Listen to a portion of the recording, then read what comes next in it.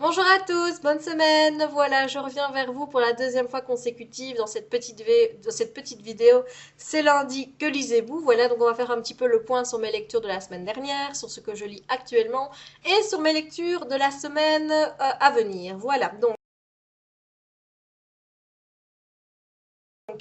la semaine dernière, eh bien, je n'ai pas beaucoup lu, tout simplement parce que j'ai eu un petit problème mercredi soir avec mon petit chien d'amour, puisque on était en train de jouer tous les deux quand il a voulu faire une prouesse artistique en sautant. Et il s'est fait bobo à sa petite papate arrière. Donc moi je suis évidemment une grande stressée, donc ça a été la panique tout de suite. Je voyais déjà mon chien cassé. Enfin bref, ça a été le gros stress. J'ai pas pu lire après. J'ai téléphoné à mon père qui était chez lui, qui me dit mais qu'est-ce que tu veux que je fasse moi d'ici? J'ai téléphoné à ma sœur qui est soi-disant, enfin ce qui est en passant dans la même maison que lui, donc il aurait pu très bien dire à ma sœur qu'il y avait un problème avec Jackie, mais non, il a fallu que je téléphone aussi à ma sœur pour essayer de me calmer. J'ai téléphoné à ma grand-mère qui a dit attends j'arrive, qu'elle habite dans la maison à côté. Et quand elle est arrivée, elle m'a dit appelle le vétérinaire. Il était 9 heures au soir. J'ai dit non, on ne va pas déranger le vétérinaire. Je dis moi, un de mes clients m'appellerait à 9 heures, mais je l'enverrais péter, mais il y a une vitesse. Donc c'était pas possible que j'appelle le vétérinaire. Elle m'a dit mais si tu verras, il dira rien. Donc j'ai appelé le vétérinaire qui n'était pas là, mais je suis tombée sur son épouse qui essayait déjà de me rassurer, très gentille, qui m'a dit que dès que son mari rentrerait, il me passerait un coup de fil. Il m'a téléphoné à 11 heures au soir en me proposant d'aller immédiatement à son cabinet pour voir ce que Jackie avait. Et donc à 11 heures au soir, on est parti, on s'est un peu rhabillé, vu que moi j'étais déjà en pyjama. Donc on s'est rhabillé, on a mis la laisse à Jackie, on est parti, et hop, voilà chez le vétérinaire qui nous a reçus. Et là, je lui dirai jamais assez merci parce que conscience professionnelle, mais totale, quoi. J'arrive pas à croire qu'il nous ait reçus à une heure pareille. Et donc, il a regardé Jackie, qui n'a heureusement rien de cassé, juste la rotule qui est trop flexible, apparemment. Et à cause d'un os qui n'est pas assez creux, qui ne permet pas aux ligaments de passer. Enfin, il nous a expliqué tout ça.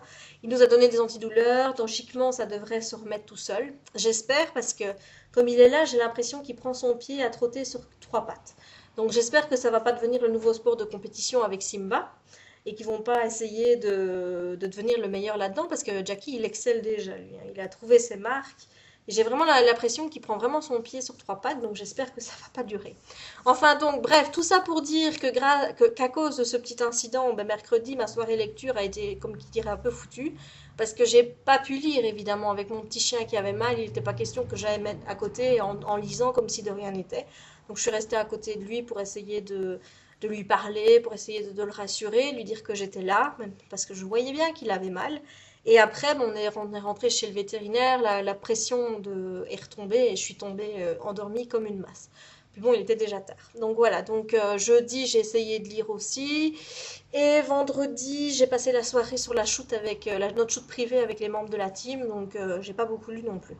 Enfin bref, vous voyez, ça n'a pas été extraordinaire. Donc, résultat, en VF, je n'ai uniquement lu que ceci. Donc, Birthmarked, tome 1, Rebelle de Cara M. O'Brien, publié chez Mango. Voilà, donc il y a aussi une lenteur de lecture qui s'explique que j'ai eu un peu de mal à rentrer dedans.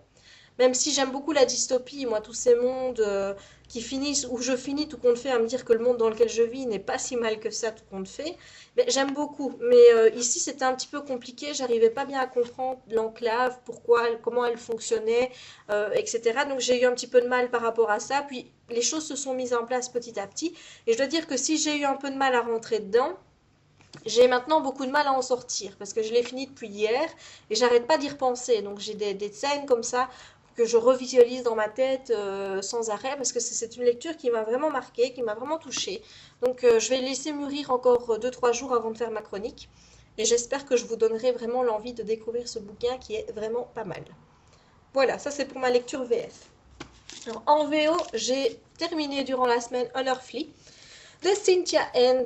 Donc c'est un premier roman pour cette jeune auteure. Donc le tome 2 de Unnerfly sortira au mois de janvier 2012. Ce qui va encore être long à attendre parce que j'ai vraiment vraiment vraiment bien aimé. J'ai fait une chronique en VF et une en VO sur mon nouveau blog. Donc ça s'appelle The Ya Temple pour ceux qui n'ont pas encore vu.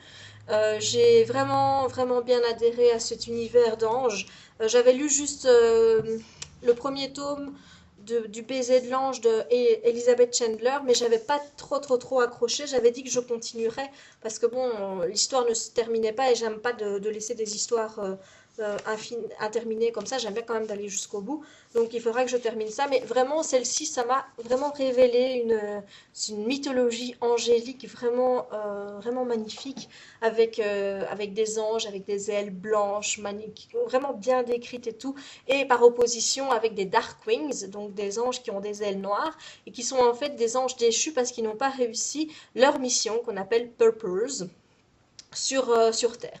Donc ce premier tome se consacre vraiment sur Clara, qui est le personnage principal, qui est donc un Quatarius, donc une personne qui est un quart ange, puisque sa maman est un demi-ange et elle s'est mariée avec son père qui était humain, donc résultat, elle n'est qu'un quart ange, et elle doit accomplir son purpose, donc elle doit d'abord deviner ce que c'est, puis essayer de vraiment se préparer à l'affronter. Donc c'est vraiment ça le thème de ce premier roman. Les Dark Wings ne sont que légèrement effleurés, on les aperçoit en fin du roman, mais j'ai vraiment aimé, je vous recommande cette lecture-ci. Je ne sais pas du tout quand ce sera publié en français, je ne sais pas chez qui, je ne sais rien, j'essaye de me renseigner. J'essaye, chaque fois que j'envoie un mail à un éditeur, je lui dis voilà, j'ai lu ça, est-ce que par hasard vous sauriez si c'est vous qui allez le. Mais j'ai pas encore une nouvelle, donc voilà. Et si de toute façon je ne dirai rien tant que l'information sera confidentielle, donc je respecte cela. Donc voilà, Unearthly, je vous recommande pour ceux qui ont la possibilité de lire en anglais. Et de toute façon, pour ceux qui n'ont pas cette possibilité, je vous tiendrai de toute façon au courant pour la VF. Voilà, alors ça, ce sont mes lectures de la semaine dernière.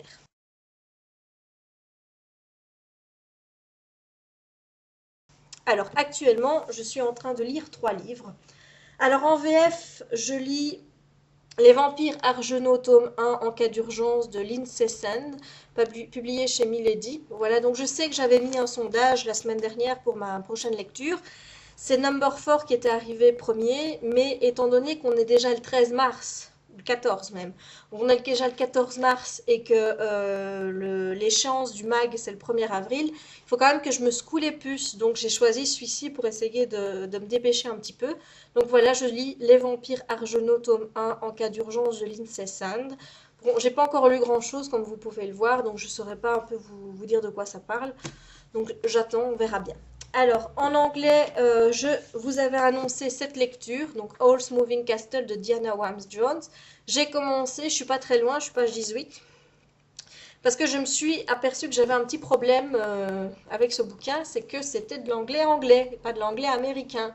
Et visiblement, l'anglais américain est beaucoup plus fluide quand je lis, tandis qu'ici, les structures de phrases sont plus compliquées. J'ai vraiment un gros problème pour le lire.